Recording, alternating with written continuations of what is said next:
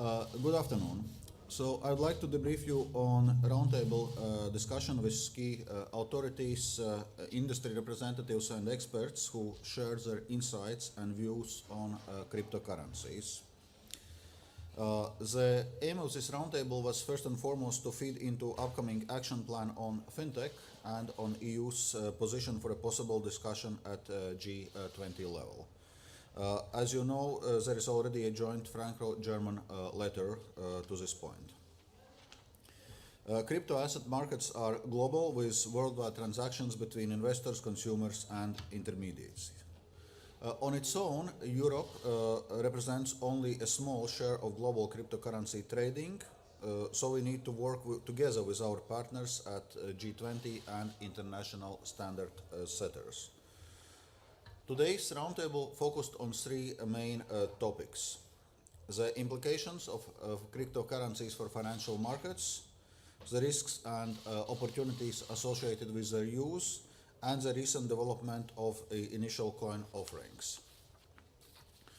So we concluded that first, the blockchain technology holds strong promise for financial markets, and to remain competitive, Europe must embrace this innovation.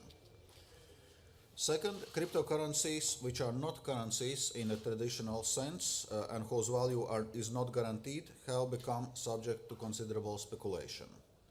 This exposes consumers and investors to substantial risks, including the risk to lose their investment.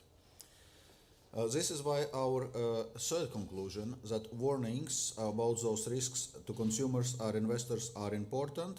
They must be clear, frequent, and across all jurisdictions. Fourth, initial coin offerings have become a way for innovative firms in this field to raise substantial amount of funding. This is an opportunity. But there are also problems that expose investors to substantial risks, such as lack of transparency regarding the identity of issuers and other underlying business plans. Fifth, we need to assess further under what circumstances cryptocurrencies and related services are covered by existing regulation. This depends very much on the facts and circumstances around specific crypto tokens.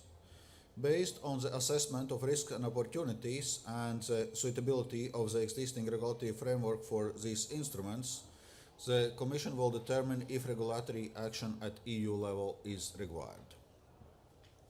And finally, crypto assets present risks related to money laundering and the financing of illicit activities.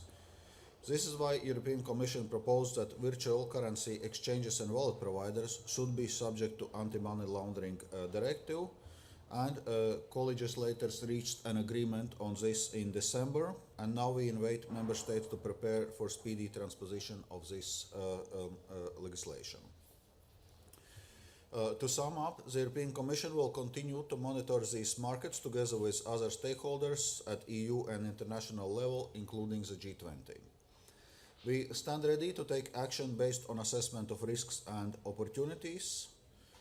Following the international discussions, we will decide on how to follow up today's roundtable.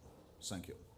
Thank you very much, Vice President. We've got time for a couple of quick questions. Let's do Jorge and then John, please. Thank you.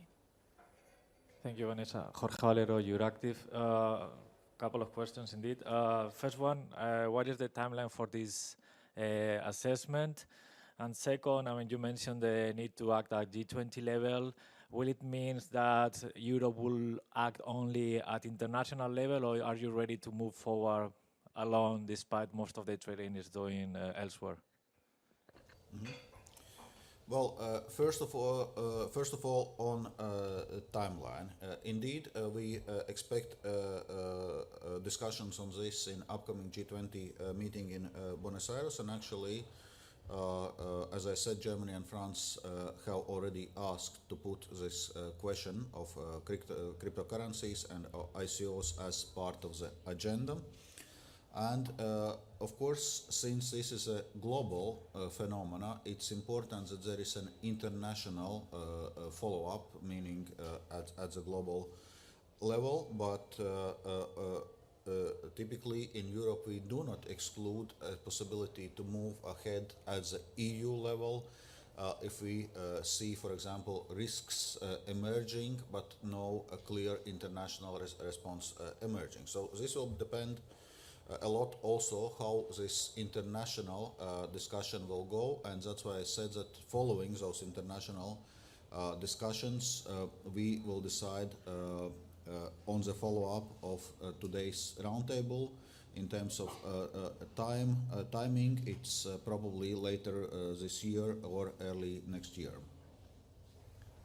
Thank you. John? Yeah. Thanks, Vice President from MLEX, John Riga. This topic was not as, it was not the hottest part of the fintech discussions leading up to the work so far. Now you're nearly ready to present your action plan. It seems like kind of late to be, convening a roundtable like this. I'm just wondering if you can say, what is it that you saw in the market that made you feel the need to do this, and what have you learned that will change the contents of the action plan coming up? Thanks. Indeed, we see that there are quite dynamic developments around cryptocurrencies and ICOs. We see a lot of speculation. We see concerns for potential consumers or investors, people which put money in those cryptocurrencies. That's why we have asked European supervisory authorities to update their warnings on cryptocurrencies, and they have done so 2 weeks ago.